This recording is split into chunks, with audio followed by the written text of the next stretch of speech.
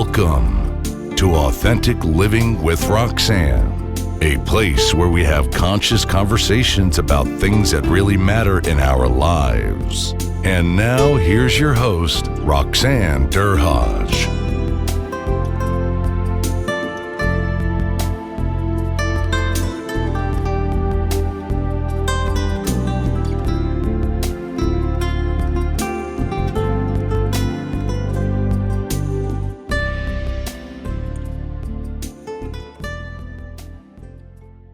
Hi, everyone. It's Roxanne Derhodge. Thanks again for tuning in to Authentic Living with Roxanne. So today I have a special guest that I think focuses on an area that I think most of us are yearning to understand a bit more, neurodiversity. So today I have Cynthia Milani, and Cynthia is with the Neurodiversity Institute, and she'll give you the formal name that much more, where she works at really enhancing, or I would say raising the knowledge of people about the whole spectrum of neurodiversity. So Cynthia, thanks so much for coming on today. It's a great pleasure to be with you. So let's, Cynthia and I met we were very privileged to both be working. We went to a conference where I was able to speak, and I was also able to listen to Cynthia speak on the issue of neurodiversity. Let's talk about kind of your path. Like, what made you pick this course or space to work with neurodiversity, Cynthia? Well, it's a good question. And of course, it is a field that is just emerging, Roxanne. But just to give a little bit of background on that, it is, I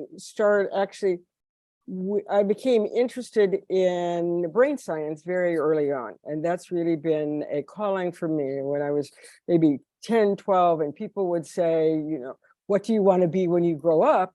It wasn't maybe your usual, fireman, baker, or whatever. I wanted to be a brain surgeon.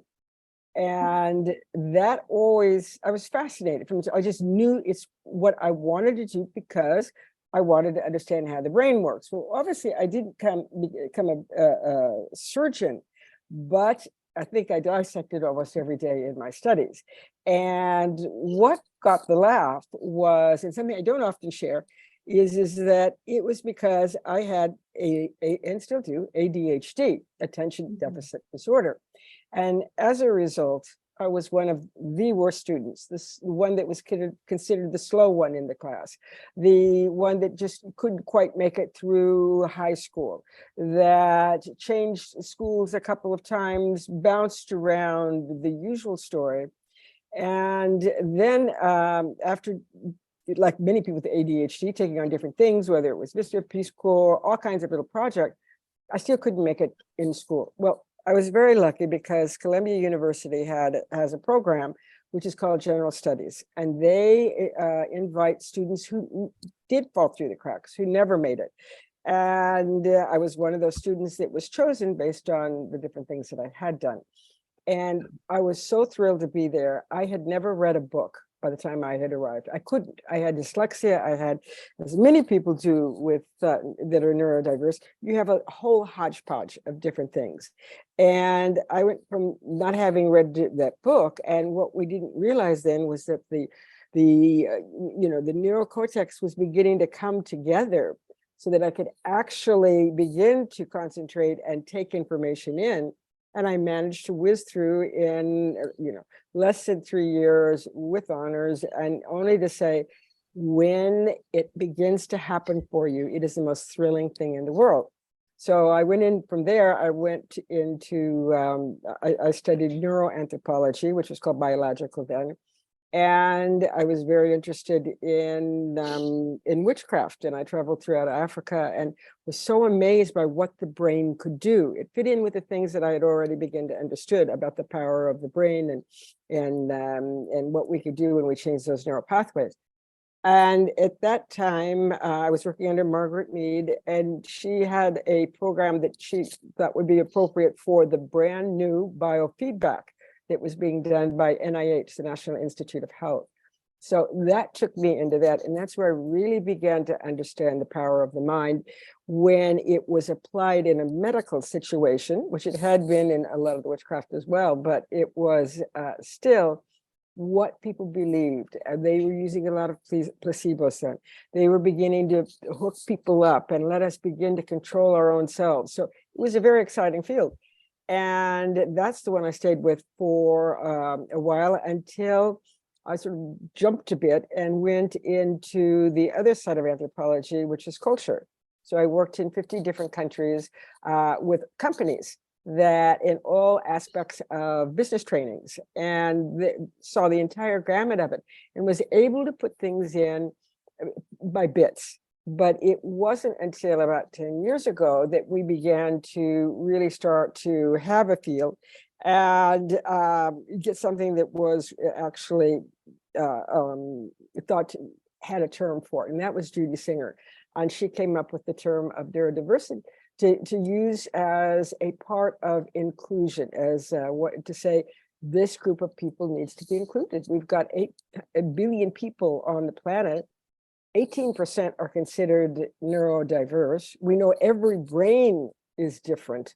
I was seeing differences in culture, so I can certainly add to that. And that is what has brought me to today. And I do a lot of my training around inclusion and bias, and really trying to get those, work with companies like some of my clients have been SAP and IBM and different companies that are really proactive about using and realizing that that this is not a curse for people. This is rather an asset to be definitely used by companies. So let's back up a little bit. I'm thinking, obviously your intellectual capacity was there, and you didn't, not till you got to Columbia, were you able to collate it in a way that allowed society to recognize that there was this intellectual capacity. What was it like for you as a child? Did you, because we're talking about, going back quite a while, how did the people in your life, or even the school systems prior to Columbia, deal with the fact that you had ADHD? And at that point, did they know that that was what you were dealing with? Well, and as you can see by some of this gray hair, this was really before as much as I understood about it today. So I'll give you 2 stories.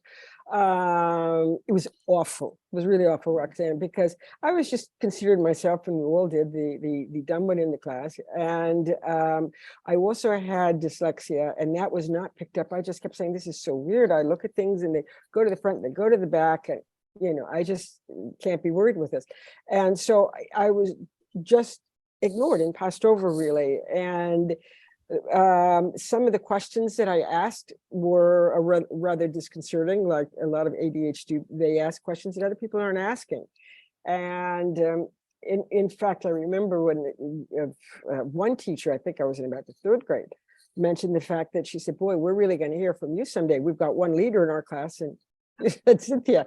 And I thought, me? No one has ever picked that out. And I came up later and I said, why would you even think that? I'm so dumb. She said, no, it's the questions you ask. And that's what's so important about people who are neurodiverse, is they do ask different kinds of questions. They do think out of the box. They do think differently, and they're hearing things. And as Richard Branson said, who also has ADHD as well as some other good things, he said that growing up, it was similar for him. And he realized he was either going to end up in prison or, doing hand labor or something, or he also began to get out of the system and really question it. So at that time, it was very difficult for anyone going through the school system. So I knew that one could have a lot of different ways that one learns to do to counter this. You want a good agenda. Me being ADHD, I have a good agenda. But then I got one that I thought was a little bit better, so I'd use that one. And then I got a 3rd one that I thought, well, I really like the way I can lay out, and this one's in French, and this one's in. I have 5. So I had to throw them all away and say, no, one agenda. So we learn to control ourselves and hopefully add these new perspectives along the way. So let's back up, because I'm very, very curious. you said something about that you listen in a different way. So for the average person that doesn't understand what that means, can you try to explain that in simple terms about when you said people like, your teacher said, brilliant. So you were in some way taking in information and giving it back out to the world in a different way. So explain that process, because I'm fascinated by this, because there are so many people around us that probably have this gift, but we're not in fact seeing it as a gift. Yeah, yeah. So, I mean, I'm sorry, the process that you're looking at, you would like me to go into further, Roxanne, is how you listen differently, because you are, in this case, talking about ADD or maybe other neurodiversity. I think of it as almost like, this is my assumption, and you clarified if I'm completely wrong, which I'm often wrong, is that you are collating information in a different way based on what part of the brain that's being triggered potentially. So tell me about that process. Yeah, okay. Well, it is different with every single different type of neurodiversity that you get. There's a different reason. There's something different that's going on. It could be hormones, it could be the dopamine. So for instance, with the ADHD brain, what happens is that you have the prefrontal cortex will actually crash down. And so it just can't take in the information, and it has some to do with the dopamine gets put out very quickly. But if you probably know dopamine, it's why we call it, of course, dope. We talk about dope is that you constantly need more. And so where that brings into hyperactivity, and you have to differentiate between ADD and ADHD. ADHD has a hyperactivity in it, and it's always on a spectrum. So it depends on how much you have or don't have. But that's what's happening, is that dopamine crashes down, and when it does, then it goes, well, I need that other agenda, or let me see what's going on over here, or what's going on out the window. And that gets that dopamine going again, so enough that you can go back. So that's a little bit the process that is happening to there. But one thing to differentiate is when we talk about neurodiversity is that there are just so many different types. So it depends on which one you're looking at. It could be Asperger. It's always considered usually on the autistic spectrum. And so you're looking at anything from the ADHD, the Asperger's, dyslexia, there's dyspraxia, which is movement, there's dyscalculia, which is the numbers. You can have a little bit of that, words, OCD, obsessive control disorder. And then there is Tourette syndrome, which is if you've ever heard somebody just speak out all of a sudden, or suddenly swear and switch their heads. Well, sometimes it's hard to get past those movements and take them pretty seriously, that they're actually very good at what they do in accounting or in manufacturing, whatever. So there's definitely, obviously, when we look at the spectrum, there is a lot of diversity even within the neurodiversity. So people that are not aware, and if you've never had to potentially interface because you're not knowing that, I would say that most people are ill-equipped on how to intervene with people that might be neurodiverse. Yeah, and so we have our labels, and this is stuff that is still new, Roxanne. We're still working on it, and there are and people are just beginning to step up and say, "This is me." I think an example, a wonderful one, is Elon Musk. Sometimes everyone, the person a lot of people like to dislike, but if you understand Asperger's, as he says, somebody he said on Saturday Night Live, someone who sends a rocket up to space is not going to be your normal guy. And in fact, that's one of the profiles that is pretty rough on the kids as well. Happens a lot to boys, but can be both. But these are the kids who really like Elon Musk, typical. He was fascinated in certain things. He studied them more than going out and playing with other children. He has whirled around one or two things that he wanted to learn, and then he'd go on to the next one and the next one. And those kids often get bullied. They get beat up. And you often hear of that because they're different, and children pick that up, and they don't play the same way. They also, this goes back again to how important the hormones is. They oftentimes don't have the dopamine, and they don't have the the oxytocin. So they can't, if you don't have oxytocin, you don't have empathy. It's harder to find it. You have to ask questions differently. So somebody with Asperger's, they have to learn, that's part of the training they need to go through, is what kinds of questions to ask people, because if you're familiar with mirror neurons, the mirror neuron is a neuron that basically allows us to mimic people, to pick it up. I smile, and you're probably smiling, even over there where I see your photograph. That's a mirror neuron. But if you have Asperger's, you're not going to smile. You just don't have it. You're going to look pretty grim because that particular piece is missing. Now, with all of this, I'm giving examples. It's not the science behind it. I mean, you'd have to look at each one. The difference we have now, and what has totally changed this field, is with the fMRI, the magnetic resonating, we can see all this. And I just am fascinated by looking at my brain go off in all these ways, because I know that it looks slightly different. But you know something is that as an anthropologist and a neuroanthropologist, we can do the same thing for Chinese, Asians, Americans, Europeans. We can now light up in their brains as well. So there's other kinds of neurodiversity that are not necessarily included in this autistic spectrum that we speak a lot about. But for each of those, there's a different kind of job that's important to do. And where companies come in is they've missed the boat in, is so many of them, I mean, we had 18% unemployment among the neurodiverse, and yet the number of jobs in IT were skyrocketing. But when companies would go to look for something, they would look at what's good leadership. And it's about putting people together and communication skills and this kind of dynamism that they don't have. However, they are very, very good at asking the questions no one has asked, of thinking differently, of seeing patterns that others don't see. And that's one of the things, is they can often see that they can make connections precisely because their neural pathways are not hooked up in the same way. So it's an important field for people to be for HR to begin to look at how they hire people, how they interview them. Maybe they want an interview that is not on paper, but rather a trial will be much more effective than it will be the in-person one. So that's fascinating, because if you think about it, and we think about mirror neurons, to your point, we're kind of gauging how someone is able to connect, and whether we're going to proceed along the spectrum of connection, right?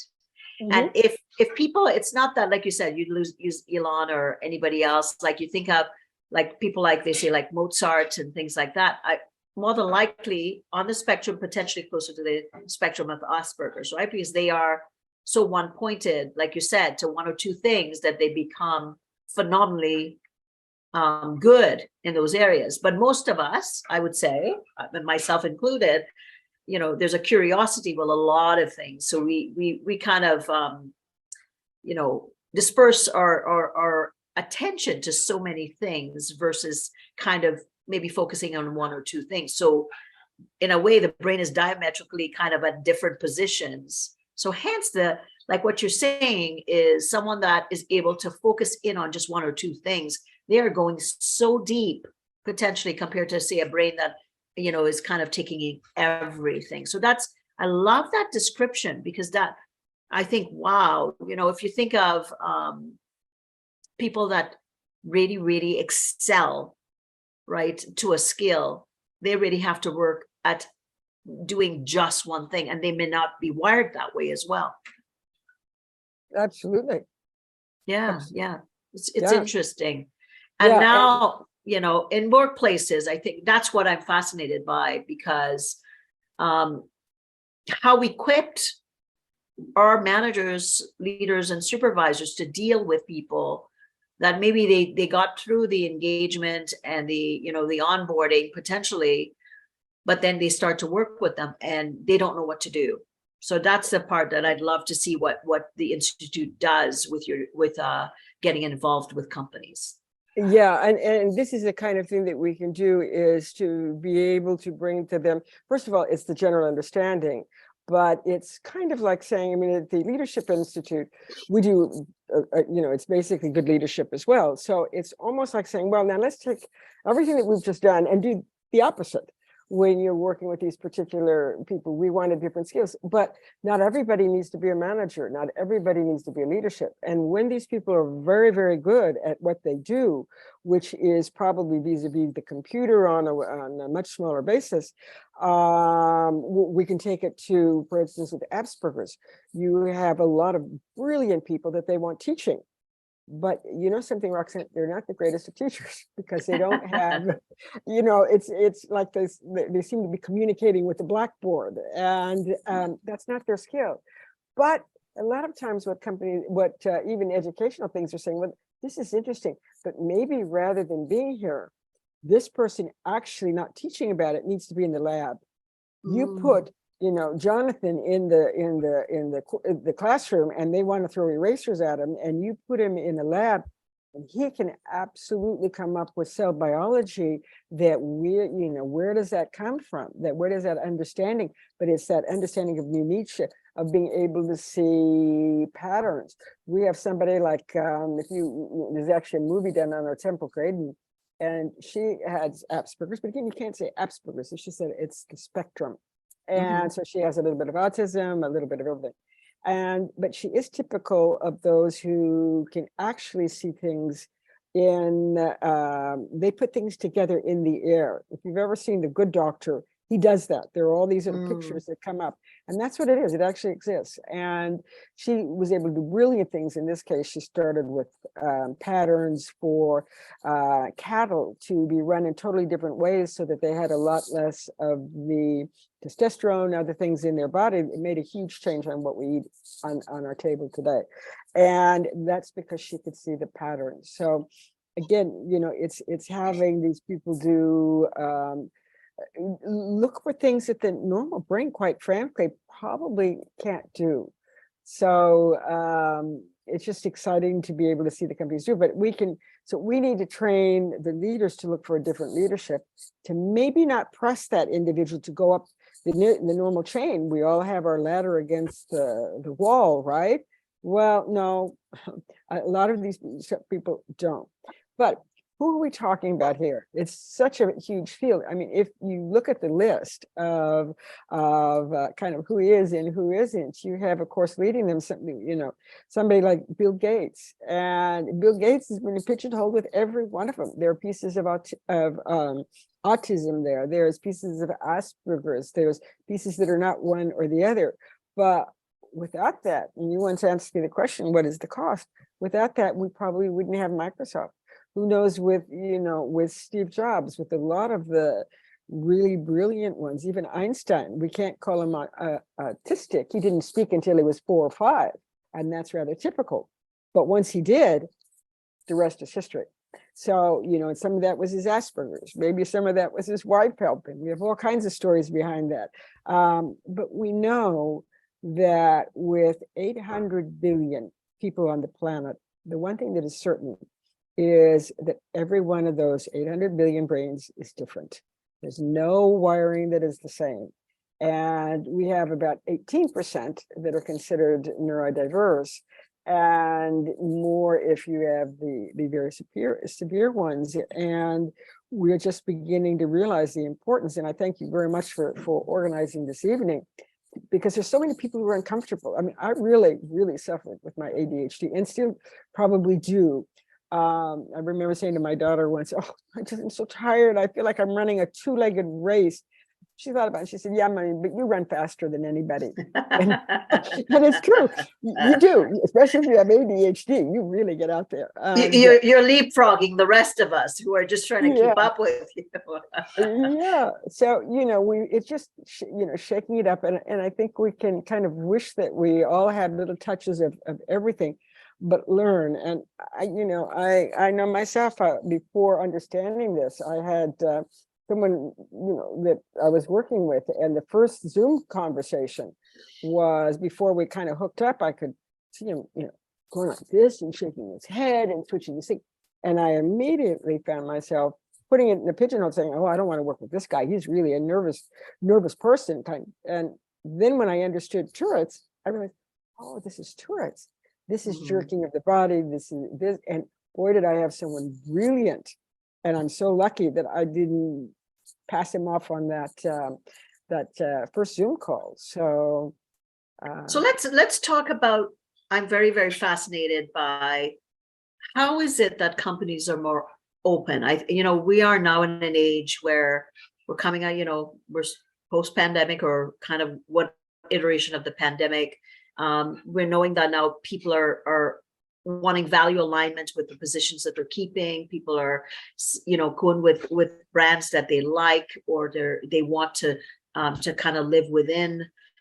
We see quiet quitting happening all over. Now we're, the worry about the world recession that's we're in or coming about. There's a lot of worries. So with all of those things in mind, what are you finding that companies are willing to do differently around this element of the spectrum or neurodiversity? Well, there's a whole range of things they can do. Obviously, we've got a new kind of training. Mentoring is one of the best. You find somebody who is sensitive to this, and we do. And as a coach with, trained with the Neuroleadership Institute, they have a very good method that we just use in general for using it for neuroleadership. This can also be used very well with people who are neurodiverse, because it's a different approach. It's really getting people to themselves, to the aha. So what an amazing all-encompassing model, right? Because really it's really true elements of what maybe people that haven't not been impacted by neurodiversity we get just because, right? So kind of thinking that I connect in a certain way. I'm looking for the little elements so I can proceed along with trust. Then I'm looking for a little bit of consistency, but those are the normal steps. But SCARF really is a beautiful model, because it allows to say, okay, if you are different, why not create the context so that people can feel safe and secure enough to proceed in a way to find their grounding in whatever capacity that they're working. It sounds like a really, really nice model. Are companies looking for models like this, and are they applying it? And why would a company come forward to work with the institute? Why would the they? SCARF model? If you're replying to the SCARF model, yes, they are. The SCARF model is definitely one that is being used in a lot of companies. We use it all the time now. That's getting widespread recognition, and so we're being able to use that. Awesome. And it's probably one of the best models known in neuroleadership right now. Okay, that's fascinating. So I have one last, I know we're running out of time, but I have one last question, because you're intrigued by you bringing it up. You said that there's different parts of the brain based on culture that gets lit up. So, and that's from a diversity lens. I'm just curious, can you talk a little bit about that? Because I'm fascinated by you bringing that up. Yeah, this is perhaps something for a part two, because we now have it's a little bit of a different field. We call that encoding, and how we are encoded for culture. But we know that it's not just that we choose to do, but rather some of this goes back even 2,000 years. For instance, if you look at Asians, this was a population that has more serotonin, because for two reasons. It was largely has to do with whether or not you were rice or wheat. And another one that is, so you have the rice or wheat, and that will make a difference on whether you develop more of the serotonin. It was also more protected because the population was very susceptible to disease, and still is. So that has a lot to do with that. And you can look at the difference between flip over to the United States, where you've got dopamine, and you've got, with the dopamine, you've got cultures that are definitely, like the US, they're wheat. And we had to get out there by ourselves always. And, if you remember that old story about who will, the chicken, the sky is falling, who will help me plant my wheat? Well, I will do it myself if I want my bread. Well, that's very different. If you are coming from a rice base, if you don't work together for thousands of years, you will starve. You have to, because of the way the rice paddies work, and to let it all out together. And that is encoding, and that gets us, fixed in that way. Wow. Well, that is a fascinating conversation that truly we're talking about the I versus the we, but we're looking at it from a different code, which I think we'll definitely have to have you come back, because I think we need to talk more about that as we talk about, DEI and inclusion. What a fascinating thing if we can go back to looking at imprinting and cultural context, and then generational cultural context, and then we put all of us together now that we're a global economy, and we're all just going to play really, really nice, right? And so that understanding would be very, very fascinating. So I would love at some point with our schedules for you to be able to come back on, and we'll spend time exploring that from your anthropological background, which I think would be really amazing. Now, Cynthia, I'd be really happy to do that. So for people that are thinking, wow, this is some pretty neat stuff, and they want to know more about the Institute and you, where can they reach you, or where would you like people to connect with you if you are open to that, to get a bit more knowledge around neurodiversity and the implications for training and development? Yeah, absolutely. Yeah. Just to say a little bit about that, it's as we end, it is the Center for Neuroleadership and Diversity here in Provence, France. And we do training, we do certification courses, we have a lot of coaching, mentoring that is done through the center. I really put it all together and have different visiting professors who come, different groups that come. And so it goes in that direction, and then do a lot of the coaching as well, neuroleadership coaching. Awesome. So for anyone, I have gained so much, and I love the model, the SCARF model. And I think I'm going to, in my day-to-day interactions with people that I'm going out there, regardless of the context of my interactions, I'm going to start to think more along those lines. Like, what is it if someone is a bit diametrically opposed to me? Maybe it's not, maybe it's maybe a subtlety, but it's my opportunity to be curious and to think, what is it that I could be implementing to connect in a different way? So thank you for that. Thank you for that gift. For anyone wanting, please reach out to Cynthia and get some more information. And on my end, if you're wanting to learn more about authentic heart leaderships, just reach out to us at roxannedurhage.com/quiz. And you can do a really, really quick assessment, and we'll send the results to you. Thanks for tuning in to Authentic Living with Roxanne, creating the space for positive, healthy change. Roxanne is a keynote speaker, psychotherapist, and coach. To work with Roxanne, visit roxannedurhage.com/blueprint. We'll see you next time on Authentic Living with Roxanne.